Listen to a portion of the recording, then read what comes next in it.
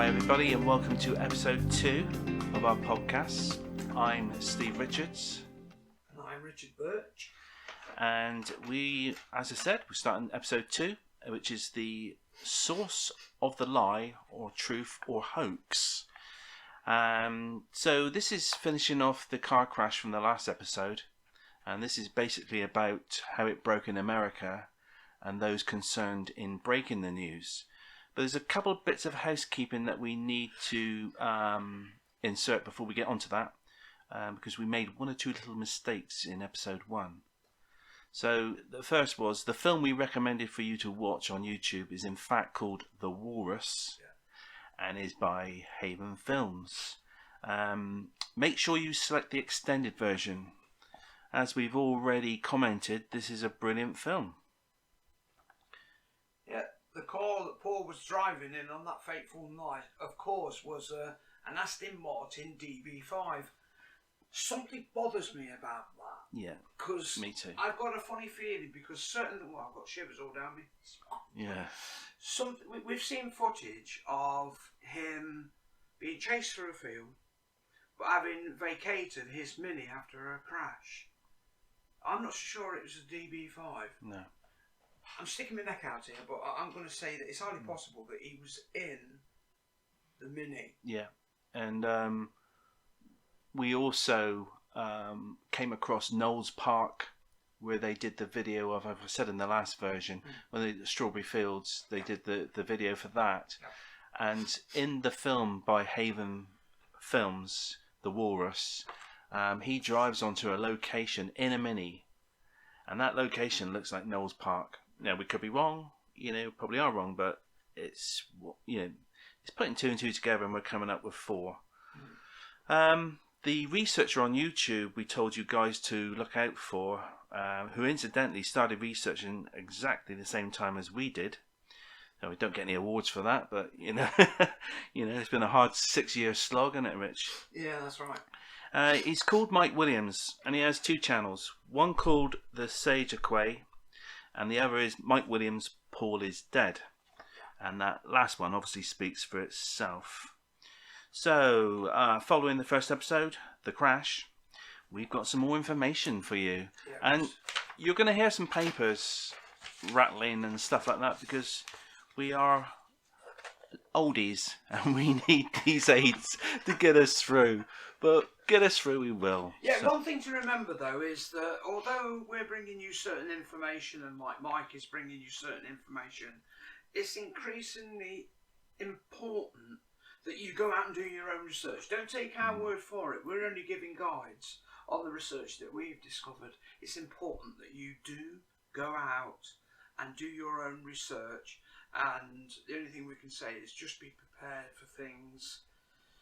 Well, just be prepared for issues. Yeah, definitely. Yeah. Because you will see glaring differences between the person that took Paul's place. You see it, but no disrespect to Billy.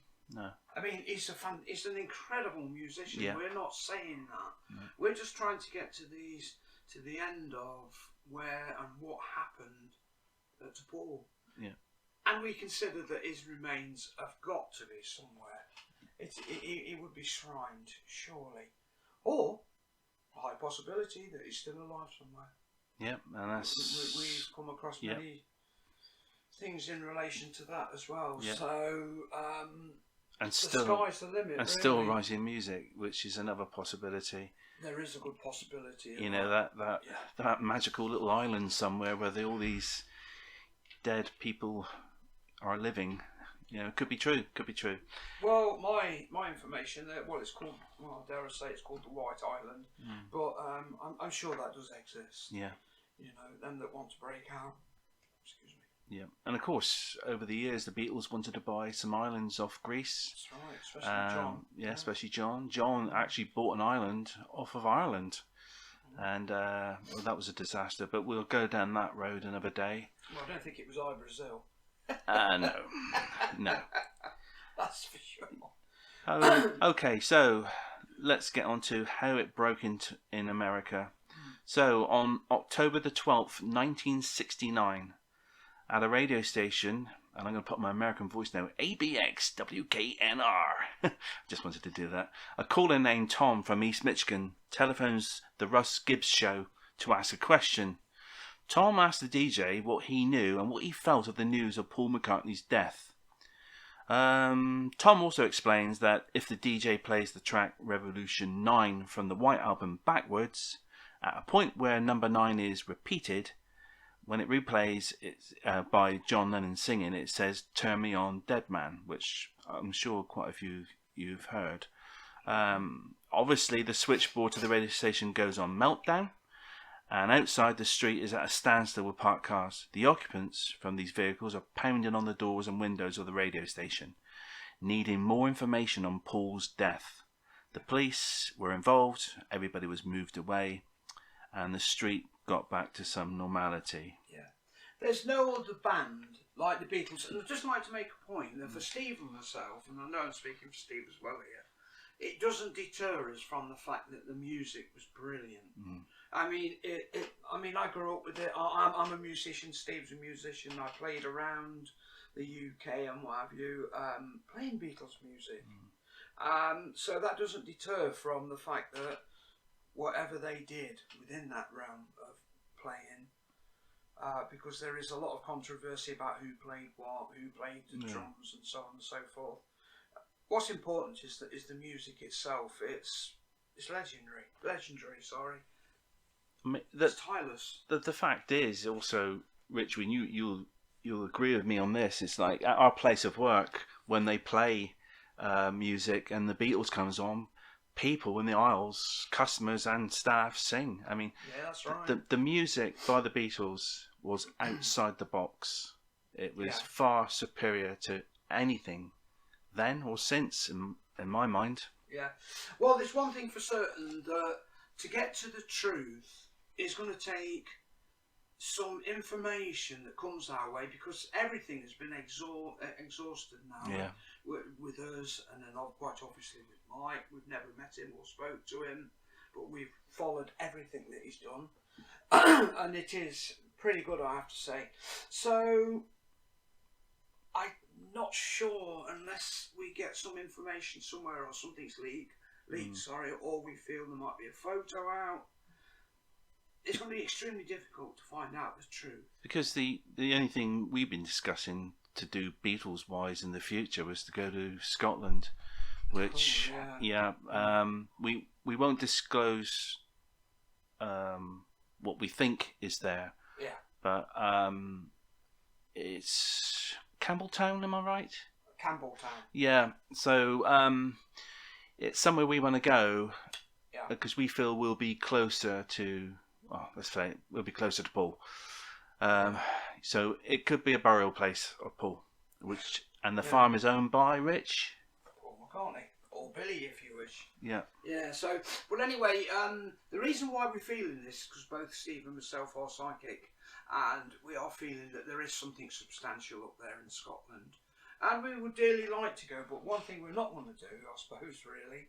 I think we will get out there sometime, won't we? Is we don't want to put our lives at risk. No. And, certain institutions will go to great lengths to cover up. Yeah, because we've been under the radar.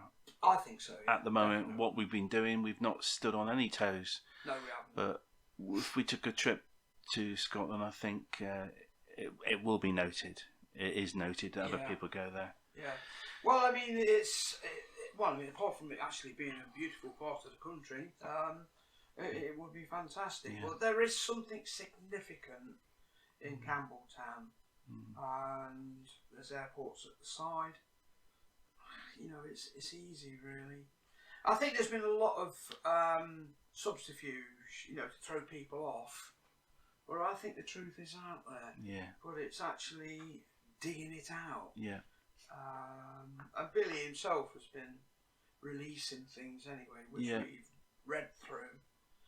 Certain things we agree with, certain things we're not quite sure, and I think that goes for Mike Williams as well. He says as such. So anyway, but there are other people out there doing research. It's not just us, Yeah. But I'm hoping that what we need to do is get some justice for Paul's life, especially early in the Beatles and what have you. Yeah. Because he was superb. And I rated him as the best bass guitarist. Exactly, and who knows what he would have been capable of since. Yeah, what we've missed out on. So we've been robbed on that score, haven't we, really? Yeah. I mean, Billy's brought some absolutely incredible stuff to us, don't take me wrong. I mean, we have most of them anyway, even the new ones. But we would just like to know what happened to Paul. Yeah. I mean, there's nothing wrong with asking that. Yeah. You know, and well, we'll see, but it's so messed up, it's just beyond belief, really. Yeah, so that's where we are on the investigation wise. As you said, we're going to put this 6 years of information we've put together to you guys. I'm going to try to format it as best we can so it's understandable by everybody who jumps into, you know, podcast 3, 4, whatever. But anyway, back to the story of America. So anybody trying to call England or Europe are failing to do so. The sheer volume of telephone traffic was making it impossible. On the 14th of October, so that's 2 days after the radio show, the newspaper, the Michigan Daily, reports Paul McCartney's death. But, oddly, is on page 2 and not the front page. Was this because they didn't fully believe the news they were printing? Or were they fearful of a lawsuit? Well, I mean, either way, really. I mean, to actually, in 1969, yeah, to actually have proclaimed that he was dead openly, that would have caused absolute mayhem across, you know. Yeah. You know, and there's a lot of bands that obviously knew what. There's a lot of bands out there that know what's happened. Yeah. But they're obliged to not divulge. Because you could also consider back in '69, across the world, I mean, the only entertainment would have been cinema, music, and the radio. That's right. You know, because TV was in its infant years. Yeah. But surely you would shout it from the rooftops, wouldn't you? You know, front page news. You know, of the decade. Yeah. You know, Paul McCartney's dead. You know, they're meant to be servicing the public with the news. It would have been one of the most biggest things that could have ever have come out of the music industry. Yeah. You know, for a bass guitarist or the bass guitarist of the Beatles to have died would have been catastrophic. I know how it would have made me feel at the time. In fact, when we first started doing this, it made it feel like that anyway. But they did well. I've got to admit, the people that did it, Tough Stock, whatever, they've done well to keep it hidden like they have. But I do feel that certain things are happening now. Because you can also remember that 1969 was 2 years after Sgt. Pepper's came out, you know, and to publicly put in their paper that he died in a car accident and the remaining Beatles knew, and that Paul's replacement was called Billy Shears, you know. Well, I know they announced it on the album, you know, please welcome Billy Shears. Yeah, it's right to do. But for a newspaper to hide it inside the newspaper, I just find that odd. But there we go. So, considering that Paul supposedly dies September the 11th, not the 11th of November, 1966, how and why is this story being suddenly activated? So, we think it's Fred LeBar, don't we? Of the Western Swing band, Riders in the Sky. He claims to have made the story up. And as I stated, the Michigan Daily reported Paul's death, but it was written by Fred. So, you know, what was he trying to achieve? He claims at some point in time he read an article in a student magazine questioning whether Paul McCartney was dead. He decided to look for clues on the album covers to Sgt. Pepper's and Abbey Road, and he implies he fabricated all the clues from the album covers and that he researched hard to make it believable. So I'm just trying to find out this bloke's purpose. You know, I mean, what was he trying to achieve? You know, because again, you can hear us rustling through papers because we need our notes. But what was he trying to achieve? You know, he claims he made the whole thing up. I don't think so. The evidence that we found since we've been doing this research for the past 6 or so years points us to the fact that something did happen. Yeah. We absolutely know that something happened, and for them to go to great lengths to reverse, records and stuff like that, a lot of effort would have gone into that. For it to be a hoax, I don't wear that. Something's not right. It's there. not a hoax because No, the Paul McCartney on Sgt. Pepper's album cover is not Bio Paul. No, definitely not. And you can see a hell of a difference. Yeah. Well, we got a bit of an account of what happened and how the American fans reacted to this news. The effect of the rumour, truth or hoax, was phenomenal. Americans were rushing out to record stores to buy Beatles albums. And apparently from every street you could hear Beatle records being played backwards. Of course, this would ruin the vinyl. Yeah, and the needles. And the needles, and would cause people to buy more. The sales of Beatles records hit an all-time high at this point. So we got a few questions for you. Question 1. With the increased Beatle album sales, was this aiding the cover-up of Paul's death a profitable distraction? Would you reckon? Yeah, well, I mean, crikey me, there's nothing more certain about it that when somebody dies, especially if somebody's so famous, and he really was, it would increase the sales because for the sheer amount of people that would be doing it for profit. Because when somebody dies, like an artist, and so the paintings or the records are worth more for some reason. Yeah. Which is a little bit strange. But yeah, so So the second question was Fred LeBeur chancing his arm at releasing the news? Whoa, crikey me. That's a heck of a chance, because by rights, at that time when they were so famous and so in the limelight, he was really putting his neck on the line, I feel, if indeed that's what he was doing. Well, was he? Could we consider he was employed to That's do another that to break the news slowly? Well, maybe. it didn't break slowly so much as it was a flipping avalanche, wasn't it? Really. We're all Steve and myself. Well, I'm a 50s boy. Steve's a 60s boy, early 60s anyway. So he's not going to get away with that easily. Thank you very much. But no, so in those days, my goodness me, they were so big. They really were. Yeah. I used to go to the Sixpenny Flicks, and the first song that came up as the intro was "All You Need Is Love." I still love that song now. It's just one of the best songs ever written. Yeah. My opinion. Yeah.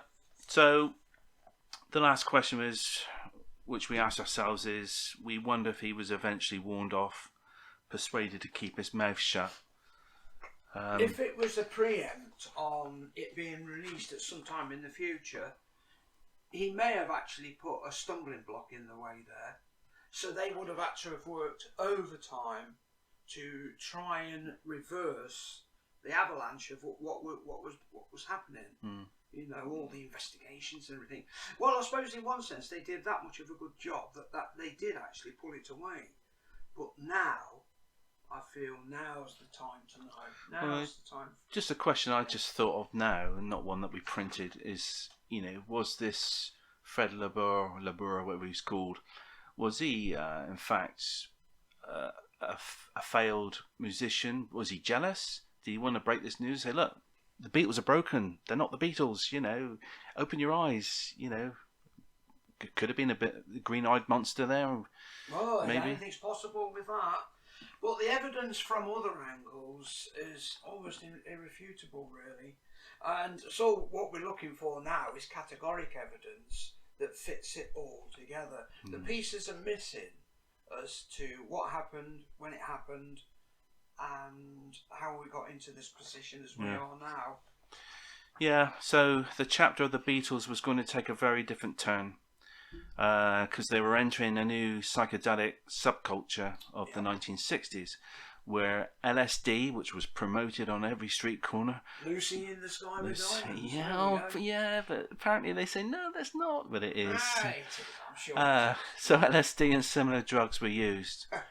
paving the way to a new type of music.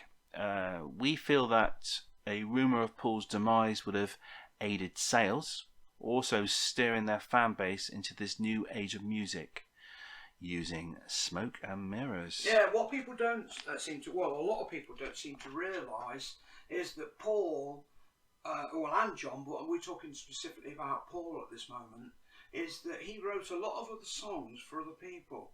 It wasn't just a case that they were writing songs for the Beatles. And I know at the moment there's a lot of controversy about what songs they did write and what songs that Ringo played on.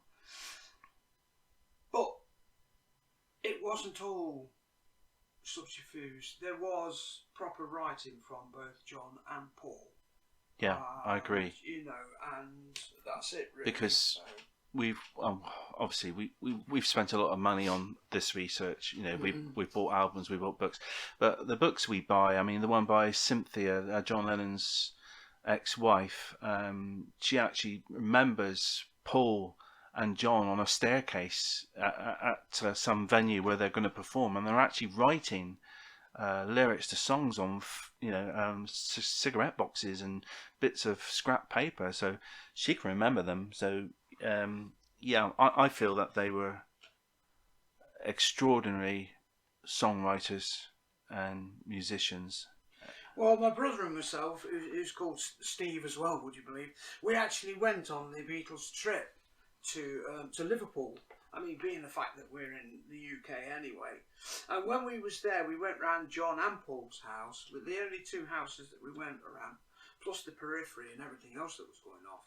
But when we got there, in that little porch at John's house, Mimi's house, they used to practice in the foyer, the little tiny porch that they had there. So I just there wasn't many people that was on the tour, so we just happened to, I said to my brother, I said, I just feel like singing one of the Beatles songs in here to get close to them, and I really did. So I burst out with this song, and I can't tell you what that felt like. It was really quite incredible to me. Magical. Yeah, magical. Yeah, it was really, yeah. So myself and Rich, we believe there wasn't just one set of Beatles during 61 to 66. Lookalikes were used for obvious reasons, films, etc. And that's why there's so many photographic discrepancies. It would account for the various height differences of the four men, and why sometimes Paul's head seems so much longer. Well, there was a picture, wasn't there, where it showed you, or the words were that they were, I can't remember how many Paul McCartneys were actually on the boat. Oh, it was on a boat? White, yeah, like an open fishing boat. Yeah, and there was that many Paul McCartneys on there. It was really quite unbelievable. From every decade, almost. Yeah. Yeah. And we said when we saw it, where were they going? Exactly, yeah. Well, I think, was the boat in port, or was it? No, it's actually on the sea. Out, wasn't it? Yeah. Well, there was a lot of Paul McCartneys there. And probably the real Paul McCartney was there. We don't know. No. This is what the frustrating bit is. But there has been documented footage post 66 of Billy playing bass guitar right-handed. Yeah. And if the film was to be used worldwide, they would mirror it to give the impression he was playing left-handed. Yeah, and just one other thing as well, while we're on this particular subject, is that there are notable things that allow you to see that who Paul or Bio Paul is, like earlobes, mouth shape, eye colour, the fact that he was left-handed, and that his eyebrow always used to be up.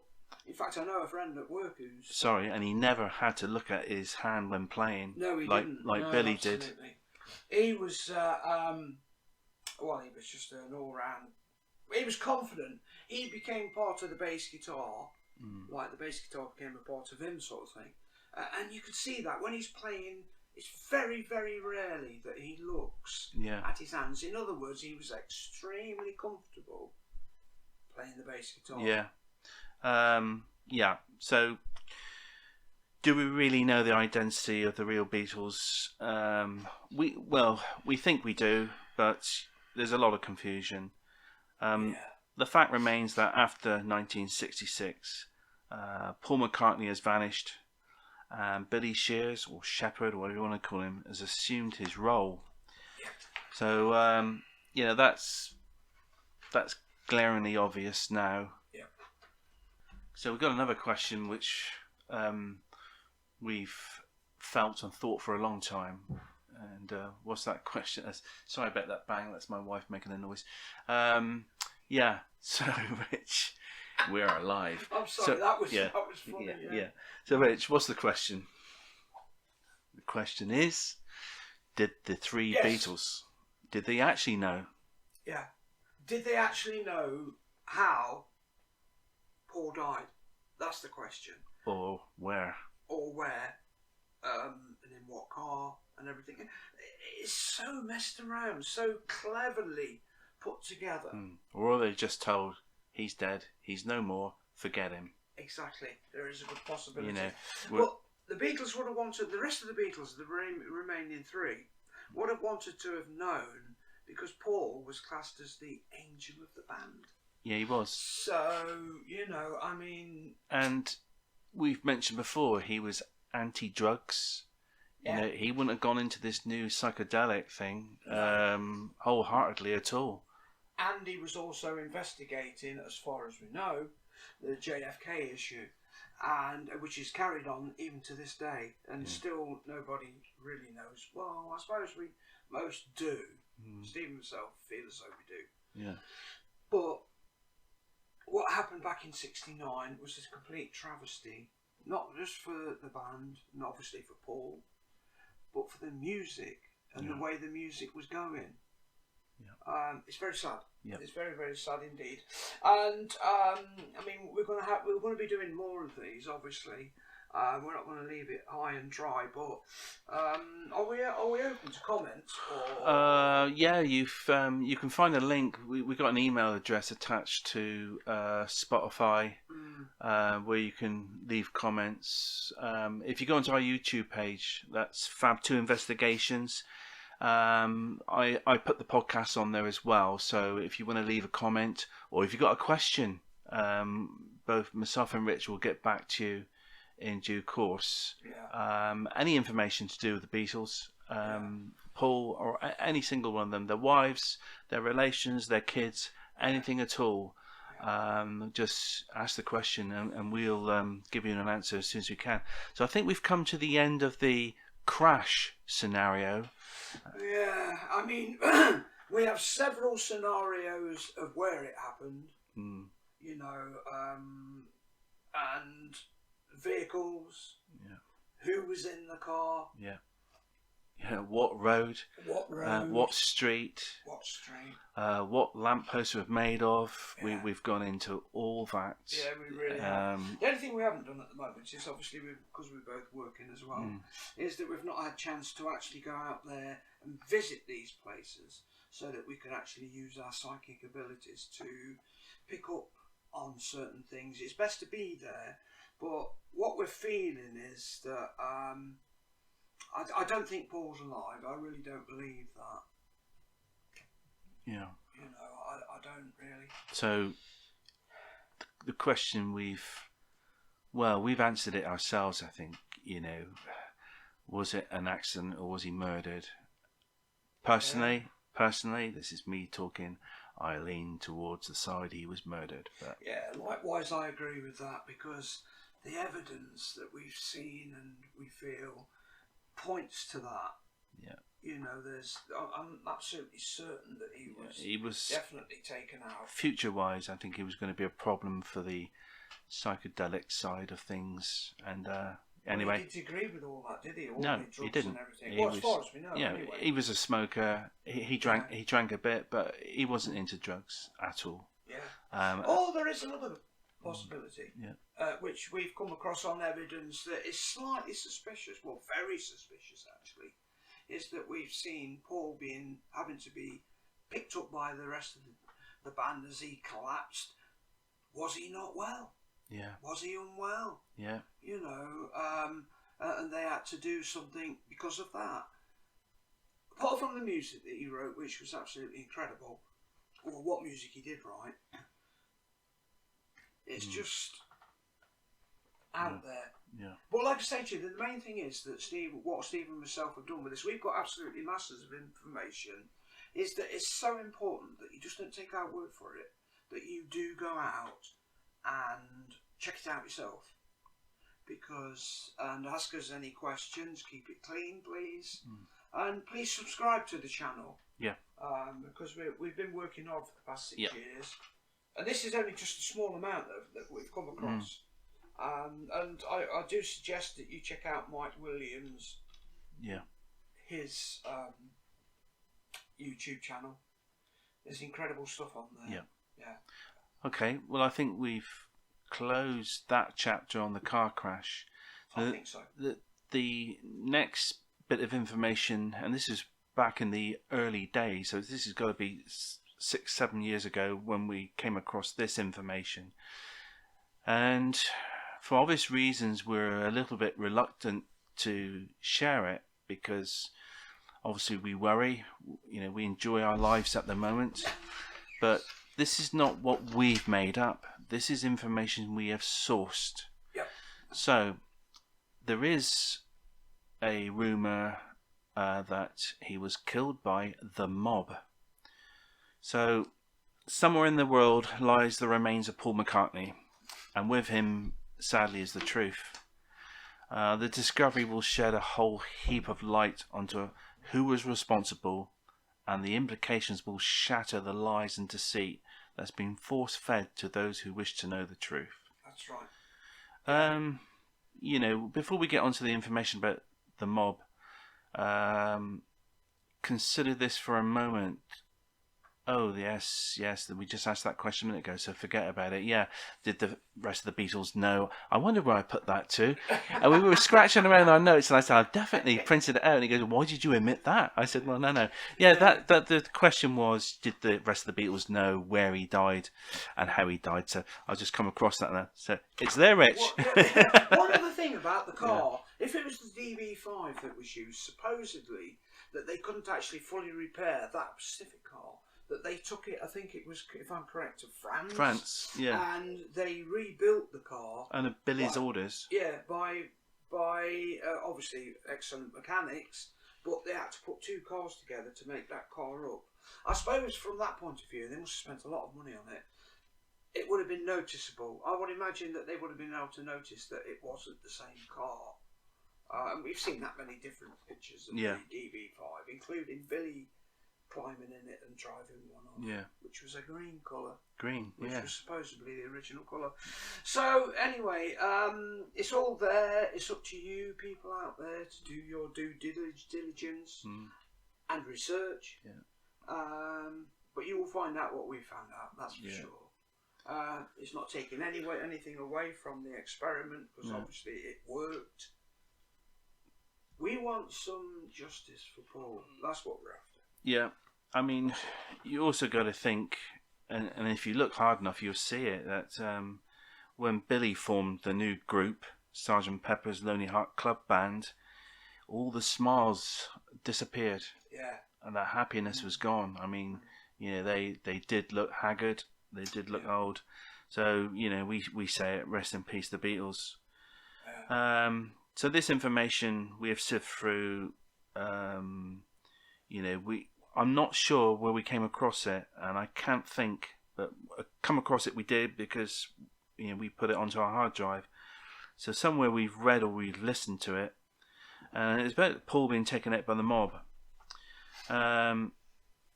It was obviously September the 11th in '66. It's claimed by a witness that the driver's side door window had a single bullet hole through it. The eyewitness also claimed that Paul was slumped forward and his head had been severely damaged by the bullet. Yeah. And obviously after the impact of the bullet, the car crashed. Now, somewhere out there are photos. I'm not going to name the photographer. I'm not going to name the witness either, because that could get that person into a whole heap of trouble if he or she is still alive. One of the problems that Brian Epstein, that's the Beatles manager, he had crushing gambling debts. We know that he used to like to play the one-armed bandits and stuff like that. So he found a way of paying these debts by borrowing the money from the mob. Now, again, we're not saying this is 100% true. This is the information that came on our doorstep. Yeah, that's right. The mob in turn saw a promising money-making future using the Beatles as making fast cash. But Brian didn't want that to happen, and he wouldn't play ball and refused them any access to the Beatles' money. Obviously, they weren't pleased, and with the debt still not cleared, they decided action was needed.